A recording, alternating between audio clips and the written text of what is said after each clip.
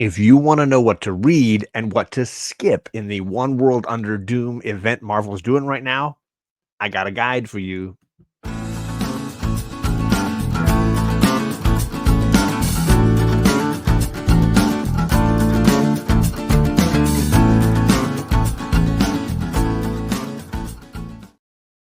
Oh, yes. A Marvel event that's actually entertaining and good with tie-ins that you might enjoy. It's not common. It doesn't happen often. I know we talked a little bit about the Vampire and Blade event Blood Hunt last summer, but I don't get all needs of is this going to be an important book? Am I wasting my money? Am I buying this for a cover? Is the interior artwork going to suck? All those kinds of things really drag these typical kind of events way down for me.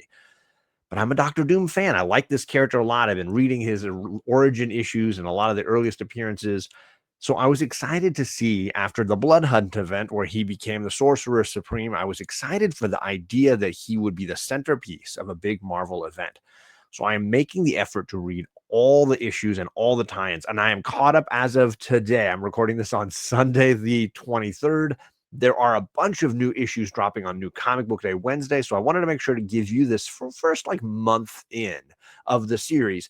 How is it going? Give you some grades and give you some books that I think you should not miss. First of all, obviously, the first issue of the series, the One World Under Doom event issue, is really strong. And if you missed it, I think it's a really, really good issue. The second issue, I think, is a good follow up. So those first two really are strong. And then it's a question of how far do you want to branch out into those tie-ins, because there's obviously a lot of them and some of them feel a little unnecessary. Well, let's talk about the second issue because we just recently got One World Under Doom issue 2, and I think this is a worthy second issue. Obviously, if it's a Doctor Doom story, the Fantastic Four play a significant part.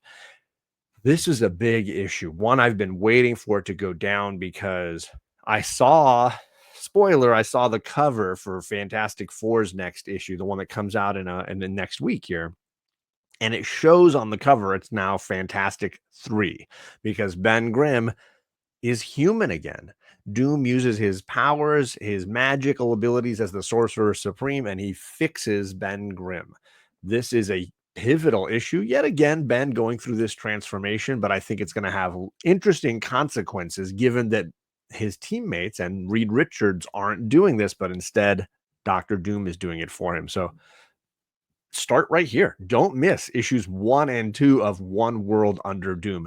And on that same front, obviously, you can't miss the Fantastic Four issues. And there have been several in this run here leading into this. 28 and 29 kind of are like the good lead in issues.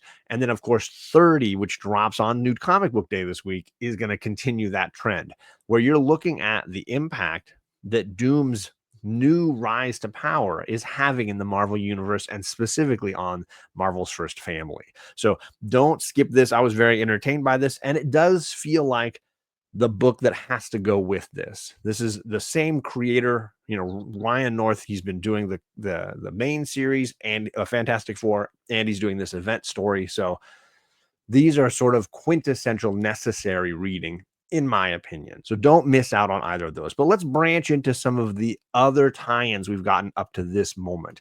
The biggest one I was most excited for was Doom Academy. And I will say my expectations were probably way too high because I was disappointed by this issue. It felt like a lot of setup, a lot of introducing of characters that I already knew because I'm a big Strange Academy fan.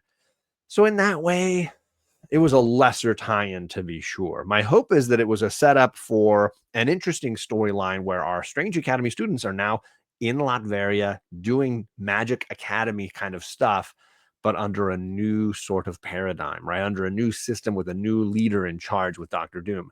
So the concept, I think, is rich and strong. The characters are interesting. I'm just hopeful that later issues don't feel like such a retread, such an unnecessary kind of story. So fingers crossed this becomes a necessary reading title, but we'll see.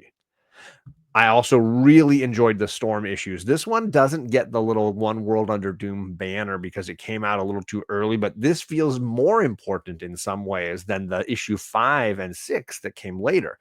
This really is Storm going to Latveria. dining with Dr. Doom, and he starts to understand what's going on with her power set while she better understands what's going on with his new power set. And they push one another's buttons. This, of course, leads to her becoming a goddess, literally connected to the god Eternity. And it all sort of happens under the roof of Doomstad Castle. So very important stuff happening here. And the ongoing relationship between Aurora and Victor, I think, is interesting. And I'm hoping plays bigger dividends as this series goes on. Here's another one that I loved. I am a big fan of this issue, and I'm not a Thunderbolts fan. I did not think I was going to like this. I thought this would be a throwaway. I'm going to be bored by this. But no, Thunderbolts Doomstrike was a fun read, and it was really just Winter Soldier, Bucky versus Doctor Doom Victor, and both trying to outwit one another.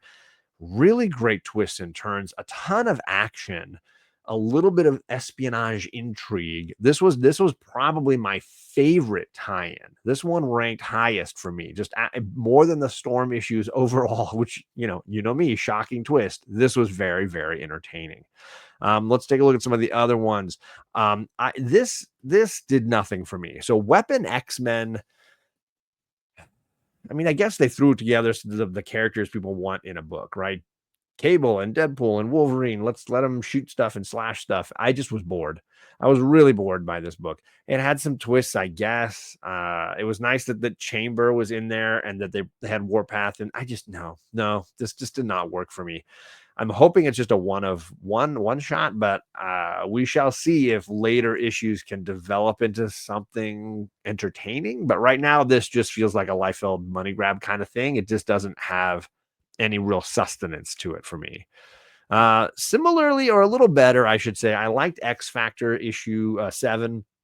It was interesting to see how a superhero team that's all about the appearance and the publicity and all these things might fit into a political regime like Doom's. So this was a very entertaining book overall, but not necessarily one that feels vital. I do love this cover. I was very entertained by that as well.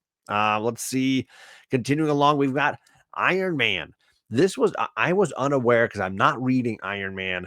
I was unsure that this issue was going to be something important. But so Iron Man, I guess, has lost the ability to use most of his suits. He's had to remake or sort of jerry-rig together this low grade, low tech version of his suit. It has like a big sword, I guess. Something to do with the magic of Doom disrupting his powers and his technology. So it was interesting to see Tony a little bit down and out trying to put something together to counteract what Doom is up to. So it was an entertaining read, somewhere in the middle. This would go in the middle of the pack for me. This was a disappointment. Doctor Strange of Asgard. I was hoping for something kind of fun, given that, Stephen Strange has lost the Sorcerer Supreme title. He's been kind of kicked out of, his normal place in the Marvel universe. And now Doom is taken over that spot. The idea that he would run off to Thor and try to be, like the wizard to his kingdom seems a little strange to me, and I wasn't really buying into it. The plot line seems to be a little Loki heavy. I don't know that I need more Loki, twisting things around on people, but we'll see how Loki and Steven and Thor, this little group, maybe this ends up becoming something compelling. But for right now, issue 1 was kind of bland for me. I got one left here that I really, really loved. The Red Hulk issue 1. What a fun concept. The idea that Doom would round up all the great strategists, military minds of Earth, and then use them as like his think tank. And then they decide as a group to try to break out of this prison. So it's like a prison break story. Really entertaining. General Ross obviously is the main focus of the issue, but this could end up being a very entertaining miniseries with a lot of big consequences ongoing to the overall story. There were some lesser titles. I know that I found I put a link down below for a reading order link that the League of Comic Geeks set up. They included books like NYX issue number, I think 9, and I thought that was useless. Like it didn't connect to Doom at all. So I don't know why that was considered an issue. I know Amazing Spider-Man has an ongoing story lately, the 8 Deaths of Spider-Man, that is somehow guided by Doom. And spoiler shock, they've got the Spider-Man juggernaut crossing over like a jugger spider. I don't know what you want to call it. I was a little bored by it. I'm not super entertained or excited by it. It was fine, but definitely not something that felt vital to this event as of now. It was interesting, but not pivotal. Though that's basically it so far. I wanted to put this out because I know that come this week, the 26th, there is a ton of new books coming out. We've got that new Fantastic Four issue coming along here. We've got see, it's the 26th. Yeah, the 26th. We've got the new Doom Academy issue. We've got Doom's Division. We've got a new Spider-Man. We've got a new Red Hulk. We've got the next Thunderbolts Doom Strike. So there's a lot happening this week alone at New Comic Book Day. So if you want to catch up, there's a bunch that I read, but now there's a whole big chunk dropping this week alone. I think it sort of waxes and wanes. You'll have weeks where only 1 or 2 books come out, but then weeks like this where 6 or 7 come out. So get ready and buckle up, because I do think this is going to be an exciting year in the power life of Doom. So hopefully some fun for everybody. I wanted to thank the channel members, because we got some awesome folks who help support this channel and make it possible, whether they're in the New Comic Book Day Coalition, whether they're part of my X-Men squad. I actually need to remake this slide because I had a couple of new people join over the weekend.